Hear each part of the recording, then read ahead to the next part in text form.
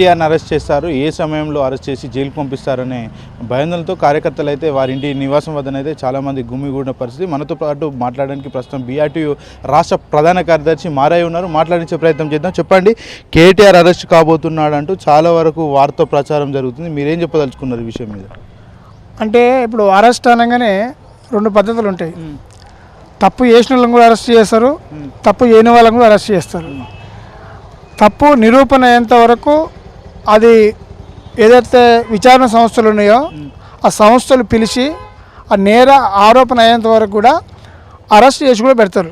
ఎందుకంటే బయట ఉంటే ఇతర ప్రలోభాలకు గురి చేస్తారనే పద్ధతి ఒకటి ఉంటుంది, అట్లా భావించవచ్చు.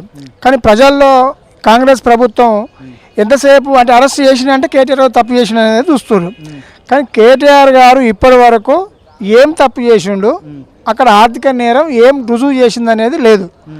కేవలం అరెస్టు అరెస్టు అరెస్ట్ అని. ఇప్పుడు మొన్నటిదాకా ఏదో వాళ్ళ ఇంట్లో ఫ్యామిలీ జరుపుకుంటే దాని మీద మాట్లాడారు. మొన్నటిదాకా మన మున్సిపల్ శాఖలో అనేకం జరిగినాయి అని చెప్పి ఇదోటి ముందటేసారు. అంటే ఇట్లా రకరకాలుగా పెట్టుకుంటే ఇది ఆలోచన అనుకుంటే నాకు తెలిసి. మొన్నటిదాకా కాళేశ్వరం గురించి మాట్లాడారు. ఫోన్ ట్యాపింగ్ అయితే ఒక 6 నెలలు నడిపారు. కేటీఆర్ గారు ఫోన్ ట్యాపింగ్ కేసులో పోతాడు, జైలుకు పోతాడు, ఇదొక నడిపారు. ఇప్పుడు మళ్ళీ కొత్తది అందుకోరు. ఇక్కడ ఏదున్నా మేము ఇప్పుడు తెలంగాణకు సంబంధించిన ఏసీబీ కాబట్టి కేసు పెట్టింది అని చెప్పుకోవచ్చు. అంటే తెలంగాణ ప్రభుత్వం కక్ష సాధింపు చర్యలో భాగంగా అరెస్ట్ చేస్తున్నది అనుకోవచ్చు. మరి ఈడీ కూడా కేసు పెట్టింది, విచారణ కూడా విలువబోవడానికి సిద్ధం కూడా అయింది. దానికి మీరేం చెప్తారు? నేను ఏమంటున్నా, తెలంగాణ ప్రభుత్వం పోలీస్ డిపార్ట్మెంట్ అయినా, ఈడీ అయినా, సిబిఐ అయినా ఏదైనా సరే నేర ఆరోపణ కావాలి. ఆరోపణ కోసం వాళ్ళు పిలుస్తారు. పోయిందిగా, ఏసీబీ పిలిచింది. కేటీఆర్ గారు గౌరవంతో ఈ రాష్ట్ర పౌరునిగా చట్టాన్ని గౌరవించిండు, పోయిండు. విచారణ జరపలే. సరే లీగల్గా అతను నోటీస్ ఇచ్చిండు, మళ్ళీ వచ్చిండు. మళ్ళీ ఇప్పుడు అంటే నిన్న విచారణకు సహకరించలేదని కూడా ఏసీబీ అధికారులు కూడా చెప్తున్నారు. సహకరించింది అక్కడ మనిషి దొరకపోతే అక్కడ సహకరించగలడు. వెళ్ళిండు కదా, ఆఫీస్కి వెళ్ళిండు కదా, 40 నిమిషాలు వాళ్ళే బయట నిలబెట్టారు కదా. కాబట్టి ఇవన్నీ రాజకీయ కుట్రలో భాగమే. సరే వాళ్ళు ఎన్ని కేసులు పెట్టినా ఏది పెట్టినా అంటే మనం వ్యక్తి చుట్టూ చెప్పొద్దు రాజకీయం. వాళ్ళు ఎంతసేపు వ్యక్తిని టార్గెట్ చేసి వ్యవస్థను ఫరాడ్ చేసే పద్ధతిలో ఏదో చేసింది పార్టీ అనేది ఇప్పుడు రేవంత్ రెడ్డి గారు ఆ లక్ష్యంతో ముందుకు పోతుండు. కానీ కేటీఆర్ అంటే ఆయన వ్యక్తి కాదు, వ్యవస్థలో భాగం. అంటే పార్టీకి వర్కింగ్ ప్రెసిడెంట్గా ఉన్నాడు. కాబట్టి ఏది జరిగినా, మాకు నష్టం జరిగినా, ప్రజలకు నష్టం జరిగినా మేము ఏదైతే ప్రభుత్వం హామీలు ఇచ్చిందో ఆ హామీల మీద కొట్లాడుతుండు కేటీఆర్ గారు.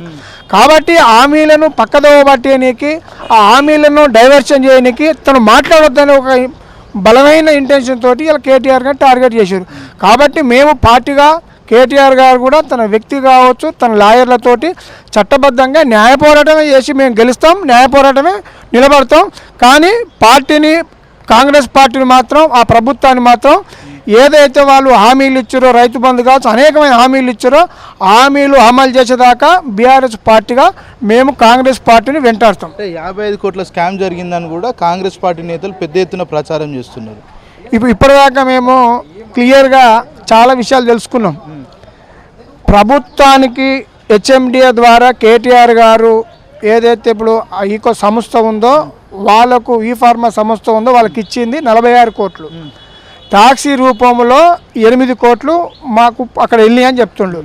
ఒకవేళ ఆ సంస్థ పనిచేస్తలేదు, అగ్రిమెంట్ రద్దు చేసుకుంది, మాకు లాస్ వచ్చిందని చెప్తుంది. చెప్పినప్పుడు మీకు రైట్స్ ఉన్నాయి కదా, ఆ డబ్బులు వాపసు తెప్పించుకోవచ్చు, లేదా ఆ సంస్థ మీద ప్రభుత్వం కేసు పెట్టవచ్చు. ఇవన్నీ పెట్టి ఓన్లీ కేటీఆర్ గారిని టార్గెట్ ఎట్లా చేస్తారు? ఇప్పుడు కేటీఆర్ అనేది ప్రభుత్వం, ఆయన ఒక మంత్రిగా చేసిండు, మిగతా ప్రాసెస్ అంతా అధికారులు చేశారు. అట్లేమంటే అధికారుల ద్వారా ఆ సంస్థకు నోటీస్ ఇచ్చి కేసు పెట్టి మీరు డబ్బులు వాపసు తెప్పించుకునే అవకాశం ఉంది కదా. మీరు ఆ పని చేయకుండా ఊకే కేటీఆర్ అనడం కరెక్ట్ కాదనేది మేము పార్టీ కార్యకర్తగా చెప్తున్నాం.